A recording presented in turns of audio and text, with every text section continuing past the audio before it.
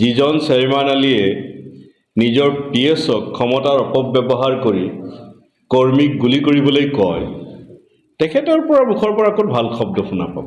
Chairman Ali আৰু মোৰ মাজত পাৰ্থক্য আছে। চেয়াৰমেন আলী মই শুনা মতে চাকৰিৰ পৰাও নিলম্বিত হৈছিল। চেয়াৰমেন আলী ডাঙৰীয়া তেখেতে সন্মানীয় প্ৰিন্সিপালক অশ্লীল অবাইচ মাত মাতে, সেইবিলাক মাত আপোনালোকে শুনিছে। গতিকে চেয়াৰমেন আলী ডাঙৰীয়াৰ পৰা আৰু ভাল কথা ক'ত শুনিব? কাৰণ যিজন মানুহে প্ৰিন্সিপালক অশ্লীল শব্দৰে গালি পাৰে, যিজন মানুহে নিজৰ নিৰ্বাচনত পৰিশ্ৰম কৰা কৰ্মীক জেলত ভৰাই থৈ দিয়ে, যিজন চেয়াৰমেন আলীয়ে নিজৰ পিএছক ক্ষমতাৰ অপব্যৱহাৰ কৰি কৰ্মীক গুলি কৰিবলৈ কয়, তেখেতৰ পৰা মুখৰ পৰা ক'ত ভাল শব্দ শুনা পাব। মই তেখেতৰ মুখৰ পৰা কোৱা ভাল শব্দ শুনিম বুলিতো আশা নকৰোঁ। ৰাজনীতি শুনক, এইটো ৰণাংগন হয়। মই নিৰ্বাচন খেলিম নে নেখেলিম এতিয়াও ঠিক হোৱা নাই, কাৰণ মোৰ দলেহে ঠিক কৰিব। চেয়াৰমেন আলীয়ে অৱশ্যে ইতিমধ্যেই ঘোষণা কৰি দিছে, তেওঁ যিটো দলত যোগ দিছে সেইটো দলে টিকট দিলেও তেওঁ খেলিব, নিদিলেও খেলিব, মিত্ৰতা হ'লেও খেলিব, নহ'লেও খেলিব। মইতো সেইটো কথা নকওঁ। মোৰ দলে যদি মোক খেলিবলৈ দিয়ে তেতিয়াহে মই খেলিম। মোৰ দলে যদি বেলেগ দলক এই আসন এৰি দিয়ে বা মোক খেলিবলৈ নিদিয়ে, মই নেখেলোঁ। চেয়াৰমেন আলী আৰু মোৰ মাজত পাৰ্থক্য আছে। চেয়াৰমেন আলী মই শুনা মতে চাকৰিৰ পৰাও নিলম্বিত হৈছিল। প্ৰথম যিটো দলৰ পৰা বিধায়ক হৈছিল সেইটো দলৰ পৰাও নিলম্বিত হৈছিল। পিছত আমাৰ দলৰ পৰা বিধায়ক হৈছিল, সেই দলৰ পৰাও নিলম্বিত হৈছে।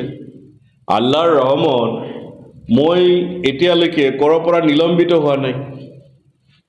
গতিকে যিজন মানুহ সকলোৰে পৰা নিলম্বন হয়, যিজন মানুহক কোনো চৰকাৰী সংগঠনেই হওক আৰু ৰাজনৈতিক দলেই হওক ঘূৰাই নলয়, সেইজন মানুহৰ লগত মোক তুলনা কৰিলে কি হ'ব?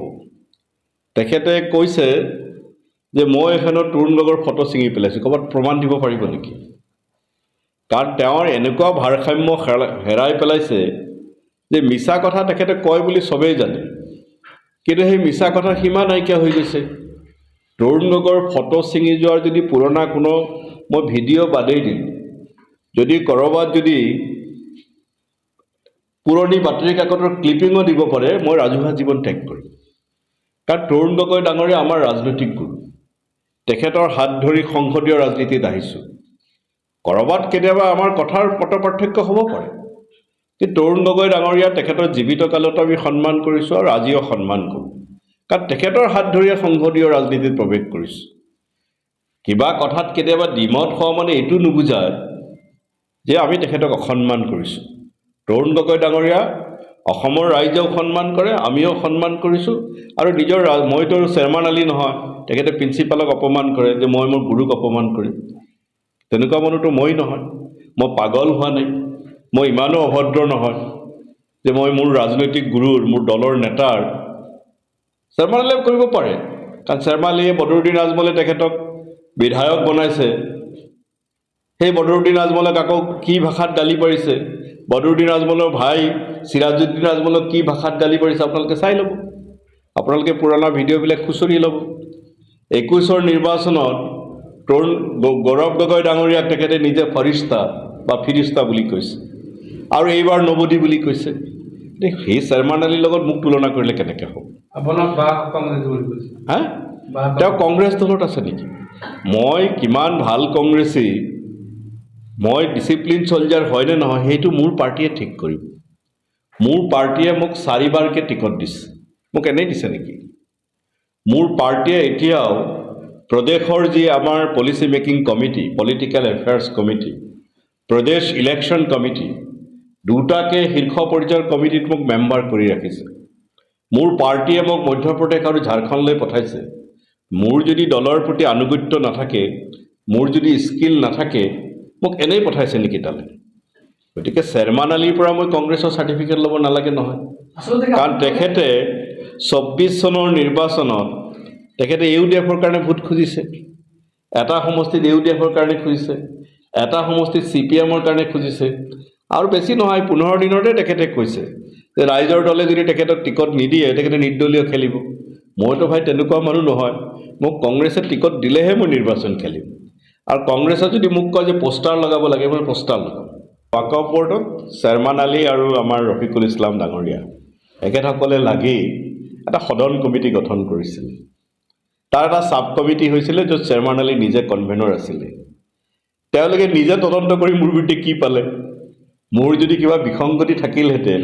মোৰ এটা হ'ল যে এজন মানুহৰ ক'ৰবাত গাফিলতি থকা বেলেগ কথা, মোৰ যদি বিসংগতি থাকিলহেঁতেন, দুৰ্নীতি থাকিলহেঁতেন, চেয়াৰমান আলী যিটো কমিটিৰ কনভেনৰ আছিল তাততো মোক দোষী সাব্যস্ত কৰিব পাৰিব লাগিছিল। চৰকাৰ 10 বছৰ ধৰি আমি অসমত বিৰোধী আসনত আছোঁ, 2 বছৰ ধৰি মই MLAও নাই, MPও নাই। ইমান সময়তো মই জেলৰ ভিতৰত থাকিলোহেঁতেন, কাৰণ মই হিমন্ত বিশ্ব শৰ্মাৰ বিৰুদ্ধে কেছ কৰা মানুহ। চেয়াৰমান আলীয়েতো কেছ কৰা নাই।